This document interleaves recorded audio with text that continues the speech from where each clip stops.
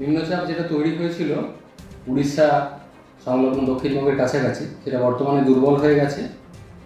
বর্তমানে এটা একটা নিম্নচাপ অক্ষরেখা হিসেবে অবস্থান করছে দক্ষিণবঙ্গের ওপর দিয়ে, যেটা রাজস্থান থেকে বাংলাদেশ পর্যন্ত বিস্তৃত আছে দক্ষিণবঙ্গের ওপর দিয়ে। তবে আর একটা ঘূর্ণাবর্ত নতুন করে তৈরি হওয়ার সম্ভাবনা রয়েছে 29 তারিখ নাগাদ উত্তর বঙ্গোপসাগর সংলগ্ন দক্ষিণবঙ্গ বা বাংলাদেশের কাছাকাছি। এর প্রভাবে বৃষ্টিপাত 29 তারিখ থেকে বাড়ার সম্ভাবনা রয়েছে দক্ষিণবঙ্গে। আগামী 5-6 দিন দক্ষিণবঙ্গের সব জেলাগুলিতেই বৃষ্টিপাতের সম্ভাবনা থাকছে।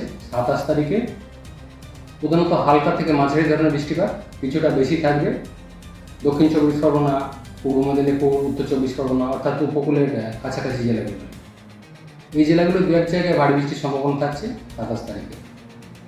28 তারিখে প্রধানত হালকা থেকে মাঝারি ধরনের বৃষ্টিপাতের সম্ভাবনা। 28 তারিখে প্রধানত হালকা থেকে মাঝারি ধরনের বৃষ্টিপাতের সম্ভাবনা। 29 তারিখে গিয়ে আবার বৃষ্টিপাত কিছুটা বাড়ার সম্ভাবনা রয়েছে, বিশেষ করে উপকূলের কাছাকাছি যে জেলাগুলো রয়েছে, যেমন দক্ষিণ চব্বিশ পরগনা, উত্তর চব্বিশ পরগনা, পূর্ব পশ্চিম মেদিনীপুর, ঝাড়গ্রাম। এই জেলাগুলোর 29 তারিখে দু এক জায়গায় ভারী বৃষ্টির সম্ভাবনা রয়েছে। দক্ষিণ চব্বিশ পরগনা উপকূল সংলগ্ন অঞ্চলে দু এক জায়গায় ভারী থেকে অতি ভারী বৃষ্টির সম্ভাবনা থাকছে 29 তারিখে। 30 তারিখে বৃষ্টিপাত আরেকটু বাড়ার সম্ভাবনা, মেনলি পূর্ব পশ্চিম মেদিনীপুর, ঝাড়গ্রাম, বাঁকুড়া, হুগলি এই জেলাগুলো দু এক জায়গায় ভারী থেকে অতি ভারী বৃষ্টির সম্ভাবনা থাকছে। পার্শ্ববর্তী অন্যান্য যে জেলাগুলো রয়েছে কলকাতা সহ সেই সব জেলাগুলিতে 30 তারিখে দু এক জায়গায় ভারী বৃষ্টির সম্ভাবনা থাকছে।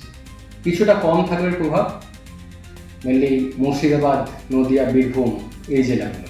অন্যান্য জেলাগুলো দু এক জায়গায় ভারী বৃষ্টির সম্ভাবনা থাকছে 30 তারিখ। এই উপকূলের সংলগ্ন বা কাছাকাছি যে জেলাগুলো রয়েছে, যেমন দক্ষিণ চব্বিশ পরগনা, পূর্ব পশ্চিম মেদিনীপুর, ঝাড়গ্রাম, সেই সাথে পশ্চিমের কয়েকটা জেলা যেমন বাঁকুড়া, পুরুলিয়া এই জেলাগুলোয় দু এক জায়গায় ভারী বৃষ্টির সম্ভাবনা থাকবে। অন্যান্য জেলাগুলোয় হালকা থেকে মাঝারি বৃষ্টির সম্ভাবনা 1 তারিখ। 2 তারিখে কিছুটা কমবে, তবে দু এক জায়গায় লোকালাইজড ভারী বৃষ্টির সম্ভাবনা থাকছে পূর্ব পশ্চিম মেদিনীপুর, ঝাড়গ্রাম এই জেলাগুলো। অর্থাৎ দক্ষিণবঙ্গে কিছুটা বৃষ্টিপাতের সম্ভাবনা বেশি রয়েছে 27 তারিখে উপকূলের সংলগ্ন জেলাগুলো। 29 তারিখ থেকে গিয়ে বৃষ্টিপাত আরও বাড়ার সম্ভাবনা থাকছে, মেনলি উপকূলের কাছাকাছি জেলাগুলো দু এক জায়গায় ভারী বৃষ্টির সম্ভাবনা বা অতি ভারী বৃষ্টির সম্ভাবনা 29 তারিখে। 30 তারিখে বৃষ্টিপাত আরেকটু বাড়ছে। 31 তারিখেও ভারী বৃষ্টির সম্ভাবনা থাকছে মেনলি উপকূলের কাছাকাছি জেলাগুলো, সেই সাথে পশ্চিমের কয়েকটা জেলা। 1 তারিখে উপকূলের সংলগ্ন কয়েকটা জেলা এবং পশ্চিমের কয়েকটা জেলা যেমন পুরুলিয়া, বাঁকুড়া এই জেলাগুলো ভারী বৃষ্টির সম্ভাবনা কন্টিনিউ করছে।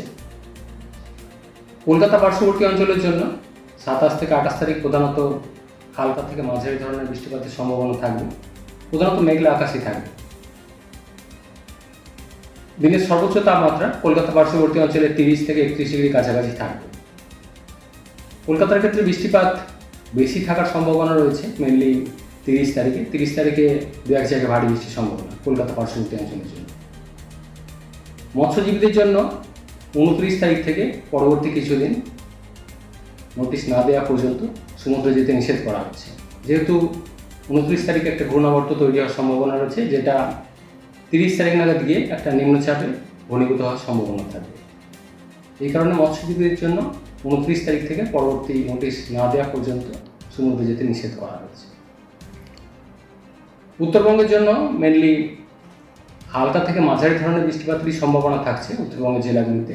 কিছুটা বেশি থাকবে উত্তরবঙ্গের উত্তরের জেলাগুলি, অর্থাৎ দার্জিলিং, কালিম্পং, জলপাইগুড়ি, কোচবিহার, আলিপুরদুয়ার এই জেলাগুলো দু এক জায়গায় ভারী বৃষ্টির সম্ভাবনা থাকবে আগামী 4-5 দিন।